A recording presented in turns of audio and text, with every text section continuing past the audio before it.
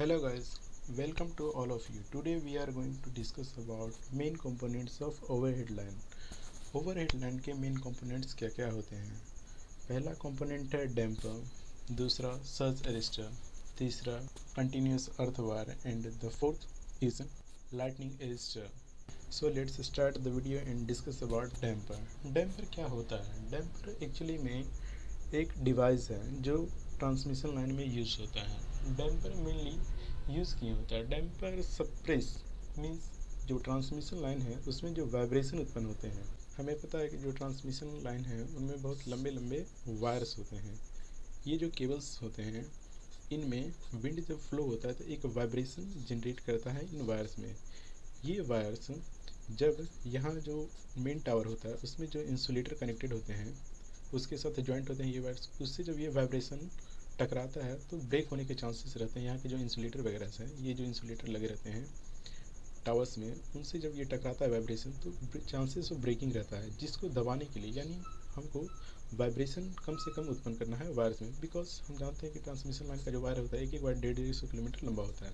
सो इसको दबाना बहुत ज़रूरी है। इसके लिए हम लोग कुछ इक्विपमेंट्स यूज़ करते हैं जिसको डैम्पर्स कहते हैं। So what is the motive of using damper is to suppress vibration.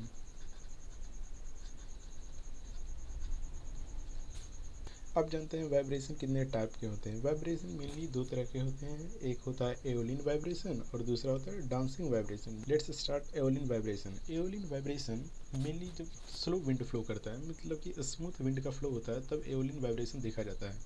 Aeolian vibration के समय फ्रीक्वेंसी हाई होती है, लगभग में 5 to 40 साइकिल पर सेकेंड, और इसका एम्पलीट्यूड होता है 2 to 5 सेंटीमीटर का, क्योंकि इसमें एम्पलीट्यूड कम होता है और इसका फ्रीक्वेंसी ज़्यादा होता है जब स्मूथ विंड फ्लो करता है। लेकिन वहीं डांसिंग वाइब्रेशन में विंड की जो स्पीड होती है काफ़ी तेज़ होती है। इस समय जो फ्रीक्वेंसी होती है वो लो होती है। फ्रीक्वेंसी इसमें क्या है? लो है, अराउंड 0.25 to 1.5 साइकिल पर सेकेंड, और इसका जो एम्पलीट्यूड होता है अराउंड 10 m होता है। सो ये तो हम लोगों ने जान लिया कि आखिर वाइब्रेशन कितने तरह के होते हैं। तो इसको सप्रेस करने के लिए जो डैम्पर यूज़ होगा, आखिर वो कौन कौन से डैम्पर हैं? मेनली 3 तरह के डैम्पर होते हैं, और हम लोग जो अक्सर कॉमन डैम्पर देखते हैं वो होता है stock bridge damper. Stock bridge damper, ये डैम्पर क्या होता है? जो हम लोग ट्रांसमिशन लाइन देखते हैं इसमें एक आपने अक्सर देखा होगा इस तरह का कोई कंस्ट्रक्शन रहता है। यहाँ से किस तरह का वायर इसमें अटैच रहता है और यहाँ पे कुछ इस तरह के वाइब्रेशन को एडजस्ट करने के लिए इस तरह की कोई शेप लगी रहती है, जिसका इमेज आप लोग स्क्रीन पर देख सकते हैं जो राइट कॉर्नर में है।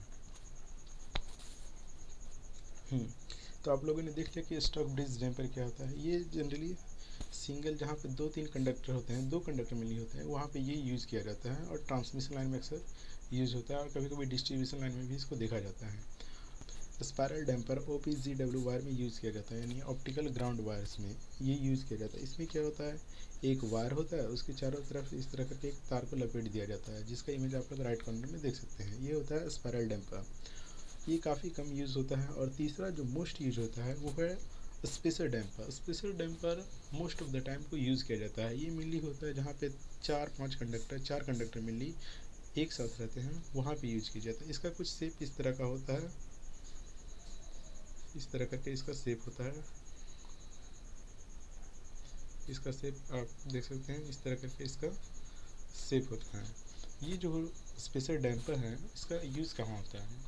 जो अक्सर इसके 2 पर्पज़ के लिए यूज़ किया जाता है। पहला, जो 4 कंडक्टर लेते हैं, जब विंड फ्लो करेगा तो वो आपस में सट ना जाए, इसके लिए इनको एक मिनिमम डिस्टेंस पे रखा जाता है। उस डिस्टेंस को प्रोवाइडेड करने के लिए हम लोग स्पेशल डैम्पर का यूज़ करते हैं। अब स्पेशल डैम्पर का यूज़ करते हैं, इसका एक कारण तो ये हो गया, और दूसरा कारण यही है कि ये वाइब्रेशन को सप्रेस करता है, क्योंकि इनसे एक तरह का ये चारों कॉर्नर में वाइब्रेशन को दबाने के लिए यहाँ पे एक तरह का ऑब्जेक्ट लगे रहते हैं, जिसका इमेज आप लोग देख सकते हैं स्क्रीन पर। सो गाइस, हमारा दूसरा मोस्ट इम्पोर्टेंट कंपोनेंट है कंटिन्यूस अर्थ वायर। अब जानते हैं कि कंटिन्यूस अर्थ वायर होता क्या है। कंटिन्यूस अर्थ वायर जो हम लोग अक्सर टावर देखते हैं, टावर में मेनली 3-4 तरह के वायर्स होते हैं, केबल्स होते हैं। ये जो 3 केबल होते हैं इसमें जो सबसे ऊपर वाला केबल होता है इसी को कहते हैं कंटिन्यूस अर्थ वायर। ये बेसिकली करता क्या है, ये प्रोटेक्शन प्रोवाइड करता है अगेंस्ट लाइटनिंग, क्योंकि लाइटनिंग जब होता है तो बिजली अगर जो डायरेक्ट गिरेगी वायर्स पे, अगर जो उसको ग्राउंड प्रोवाइड न किया जाए तो वो डैमेज उत्पन्न करेगी, वो पावर स्टेशन में एंटर कर जाएगी, जिससे क्या होगा वहाँ पे शॉर्ट सर्किट या डैमेज उत्पन्न होगा, क्योंकि ये बहुत high transit volt almost 10,000 times volt. इसको मेरे को पिन इंसुलेटर की सहायता से अटैच कर दिया जाता है। अब हमारे दो जो मोस्ट इंपॉर्टेंट टॉपिक्स हैं वो है सर्ज रजिस्टर और लाइटनिंग रजिस्टर। ये दोनों क्या होते हैं? सर्ज रजिस्टर जो होता है मेनली पावर स्टेशन में यूज़ किया जाता है। जो पावर स्टेशन होता है जहाँ पे प्रोडक्शन होता है पावर का, ये पावर स्टेशन यहाँ से जब जो भी पावर मान लेते हैं यहाँ पे 11 किलो वोल्ट का पावर का प्रोडक्शन हुआ, इसमें यहाँ पे ट्रांसफार्मर को लगाया गया। ट्रांसफार्मर से जो पावर जनरेट करता है, मान लेते हैं यहाँ पे 132 या फिर 400 के भी हुआ, जिसको ट्रांसमिट करते हैं आगे, तो यहाँ पे मेनली सर्ज रजिस्टर का यूज़ होता है। यहाँ पे यूज़ कर सकते हैं या फिर और भी जगह होते हैं जैसे ट्रांसमिशन लाइन में यूज़ होता है। इसका मेनली पर्पज़ क्या है और इसके प्रॉपर्टीज़ क्या होते हैं? सर्ज रजिस्टर जो होता है डिस्चार्ज करता है एक्सेसिव वोल्टेज को। इसकी एक खास प्रॉपर्टी यह है कि ये नॉर्मल वोल्टेज के लिए, जब वोल्टेज नॉर्मल है तब तो इसका रेसिस्टेंस बहुत हाई होता है, लेकिन जैसे ही वोल्टेज एक हद से ज़्यादा इंक्रीज़ कर जाता है, यानी वोल्टेज जब बहुत ज़्यादा इंक्रीज़ करता है ड्यूरिंग लाइटनिंग, तब इसका रेसिस्टेंस डिक्रीज़ करने लगता है और ये डिस्चार्ज कर देता है, यानी ग्राउंड कर देता है। ये होता है सर्ज रजिस्टर। और लाइटनिंग रजिस्टर क्या होते हैं? लाइटनिंग रजिस्टर को जनरली, जो हमारा थर्ड टॉपिक है लाइटनिंग रजिस्टर। लाइटनिंग रजिस्टर को रूफ ऑफ द बिल्डिंग, यानी जो बिल्डिंग के टॉप फ्लोर पे होता है, ऊपर छत होता है, उसके ऊपर लाइटनिंग रजिस्टर को लगाया जाता है। ये बेसिकली दिखने में कैसे होता है? एक रॉड होता है जिसमें कुछ स्पाइक्स लगे होते हैं, इस तरह करके स्पाइक्स लगे होते हैं। और कुछ जो लाइटनिंग रजिस्टर होते हैं जो कम वोल्ट के लिए इस्तेमाल, वो काफ़ी एक सिंपल रॉड होते हैं।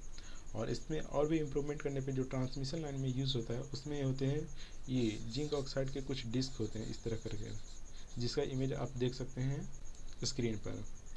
ये जो मेनली दो तरह के एलिमेंट से बने होते हैं, पहला जिंक ऑक्साइड डिस्क और दूसरा होता है कॉपर के भी कुछ बने होते हैं। अब बहुत लोगों को कन्फ्यूजन रहता है कि सर्ज रजिस्टर भी ग्राउंडिंग का काम करता है और लाइटनिंग रजिस्टर भी ग्राउंडिंग का काम करता है, तो दोनों में बेसिकली डिफरेंस क्या है? तो चलिए दोस्तों, what's the difference between surge resistor and lightning resistor समझते हैं।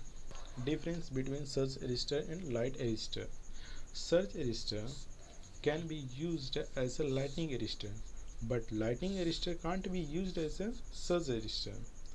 सो आपको कुछ आइडिया क्लियर हो गया होगा कि सर्ज रजिस्टर जो होता है लाइटनिंग रजिस्टर की तरह इस्तेमाल कर सकते हैं, कि बिकॉज सर्ज रजिस्टर जो होता है वो भी ग्राउंडिंग का काम करता है, लेकिन जो लाइटनिंग रजिस्टर्स होते हैं उसका रेसिस्टेंस डिक्रीज नहीं कर सकता है वोल्टेज के साथ है, और वो लाइटनिंग रजिस्टर जो है हर वोल्टेज को ग्राउंड कर देगा। ये प्रॉब्लम होता है दोनों में, इसीलिए दोनों में डिफरेंस है।